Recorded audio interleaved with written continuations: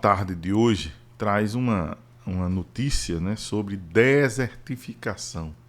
Ela diz, olha, a matéria diz que a desertificação afeta cidades na região norte da Bahia e muda mapa produtivo. Municípios como Abaré, Xorroxó, Macururé e Rodelas sofrem com esse fenômeno, são das cidades da Bahia mais afetadas.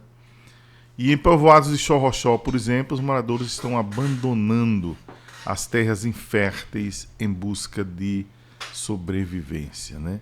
O que é a mesma desertificação, né? Antes da gente prosseguir aqui, veja, a desertificação é a degradação das terras em zonas áridas, semiáridas, e resulta de vários fatores, como, por exemplo, atividades humanas inadequadas, a gente está careca de saber disso, né? Desmatamento, agricultura intensiva, uso insustentável dos recursos naturais, mas tem também condições climáticas adversas, como longos períodos de seca, por exemplo. Pois é, a ideia de desertificação, né, parece obra muito futurista para muito longe, mas não é. Em parte do norte da Bahia já é realidade. E mais ainda, viu, que talvez você não saiba, o município de Jeremoabo sofre com esse processo e está incluído entre os 8 mais possíveis de desertificação nos próximos anos, né? Para os senhores terem uma ideia em números, Jeremoabo, segundo estudos do Ministério do Meio Ambiente, instituições como Embrapa, tá numa região chamada Núcleo de Desertificação de Cabrobó, que atinge partes da Bahia, Pernambuco, Piauí e Ceará. Claro, aqui a gente continua desmatando em alta, né? A gente continua sem política sustentável de uso da terra e o povo está correndo da zona rural, viu? O que está causando um problema sério aí nas grandes cidades, né? Um levantamento, por exemplo, do mapa Biomas, utilizando imagens de satélite, entre 1985 e 2020, Jeremoabo está entre os 8 municípios baianos com maior perda de cobertura vegetal. Isso é sentido a olho nu, né, Adalberto? Essa questão. A gente que é da região ali do Vicente, ali, né? A gente sente isso perfeitamente ali. Mas aqui também, a olhos nus, você vê essa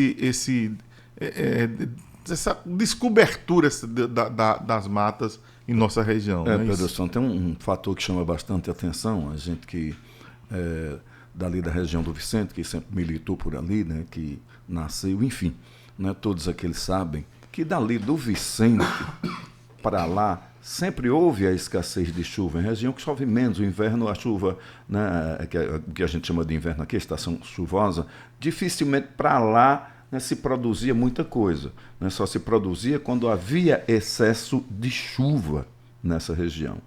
E hoje você olha e vê a quantidade de terra desmatada e a gente não sabe para quê, porque do tempo que a gente viu esse povo desmatar, não viu produzir praticamente nada, 1 ano ou 2, se muito, em 10, 12 anos. Então, né, a gente já entende que é completamente inviável a agricultura naquela região. A gente teve aqui no entorno do Raso da Catarina, a gente sabe que ao longo dos anos a cria sempre foi extensiva, né? A criação de gado sempre foi extensiva, porque as terras não são agricultáveis, né? Pela qualidade da terra, muitas vezes porque chove pouco, enfim. Né? E de uns tempos para cá, as pessoas deram para comprar as terras, desmatarem, e a gente está vendo num futuro. É um desmatamento, inclusive, sem respeitar até o percentual mínimo nada, de manter ali. E a gente, né, sabe que são fazendas que não vão para frente, que não compensam o investimento. A gente não sabe por que tanto investimento lá, mas a gente sabe que, na maioria, as fazendas não compensam investimento, porque se compensassem, né, os proprietários antigos tinham desmatado, tinham feito suas belas fazendas e não quiseram fazer porque entendem isso, né, que a terra nunca foi produtiva e nem é produtiva, né, só produz com aquilo que se bota, então acaba ficando uma agricultura muito cara, mas continuam desmatando, né, nada contra isso, o que você acha que deve fazer sua fazenda, você deve fazer. Agora, o que a gente prega aqui é que o desmatamento seja de forma responsável. E não é o que está acontecendo aqui. Tanto é que estamos aí, né, incluídos nos municípios em processo de degradação, né, de desertificação. Ou seja, daqui a uns tempos nós vamos produzir mais absolutamente nada. Inclusive, Adalberto, o Plano Estadual de Combate à Desertificação e Mitigação dos Efeitos da Seca, ele identificou que mais de 50% da região de Jeremoabo apresenta risco altíssimo de desertificação, com restrições sérias em 20,88% do município e consideráveis 62,65%.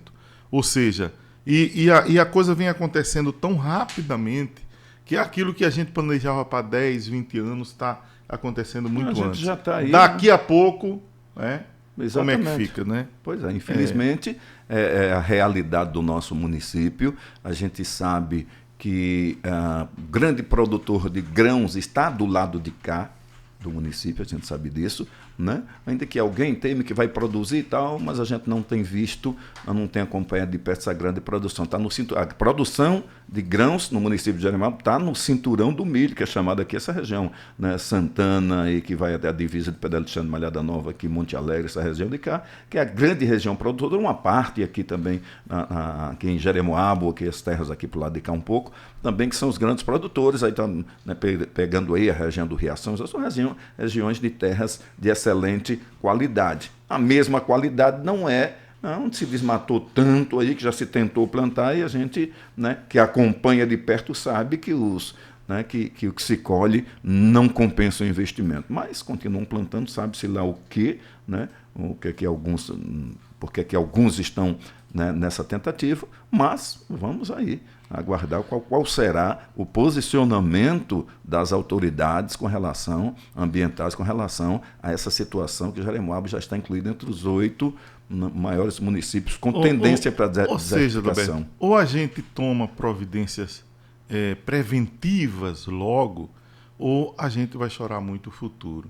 Interessante que nessa reportagem de à tarde, que ele cita os municípios ali do norte, ele dá um exemplo, por exemplo, Várzea da Ema, né? Ali de Xorroxó. Essa Várzea da Ema é a de Zezinho? É mesmo. De Xorroxó, né? É mesmo. Olha, Várzea da Ema já chegou a ter mais de 1.000 habitantes. Hoje a população não chega a 500 em função da migração, o povo saindo da área rural e indo para a cidade.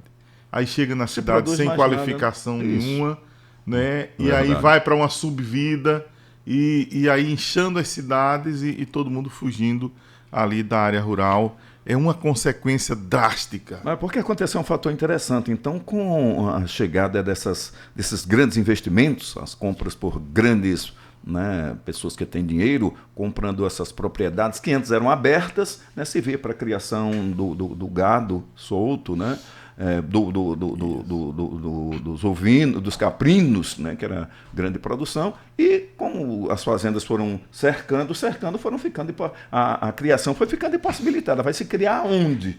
Né? Não se cria mais. Era do que as famílias, basicamente, dessas regiões viviam, e agora? Vão viver de quê? Estão vivendo de quê?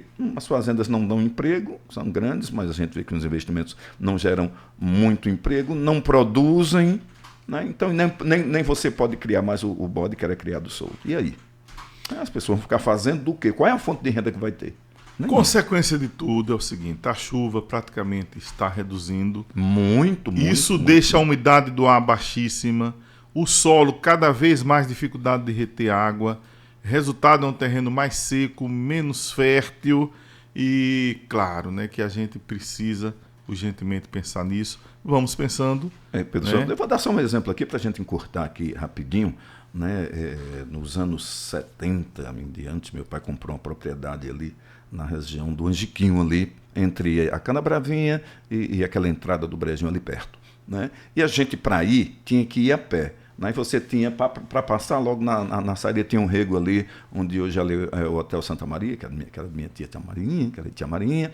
Mais na frente ali, em Seu Júlio, Dona Constantina tinha um rego. Lá em Emílio de Gringo, ali, tinha outro rego. E eram regos corrente, água direto. Ali tinha outro, chegava ali perto de Brício, tinha outro, ali em Seu João Petinha tinha outro, que hoje é ali próximo à casa de Pedro, tinha outro rego, mais na frente tinha um pé de mulungu grande, tinha outra passagem, né? Aí você entrava, tinha uma passagem molhada ali, que vinha ali por dentro do posto do criminoso, ali do pessoal de Nonato, doutor Spencer, né? Era a propriedade, passava ali, que caía dentro da barragem. Hoje, passa o inverno, você vai e volta, né? A gente era um sacrifício para ir para a roça, porque naquela época tinha que atravessar a várzea a pé, a lama dava na canela, e hoje, era assim mesmo. Vá lá agora para você ver quantos tem correndo.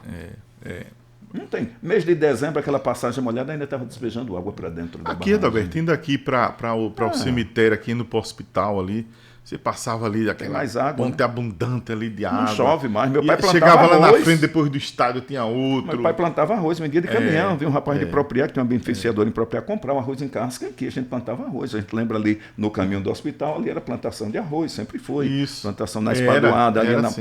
Passada da Lagoinha. Hoje ninguém planta mais arroz. Não chove, né? Não tem mais lagoa, não chove. Que essas reflexões mudem nossa consciência. Esse foi o nosso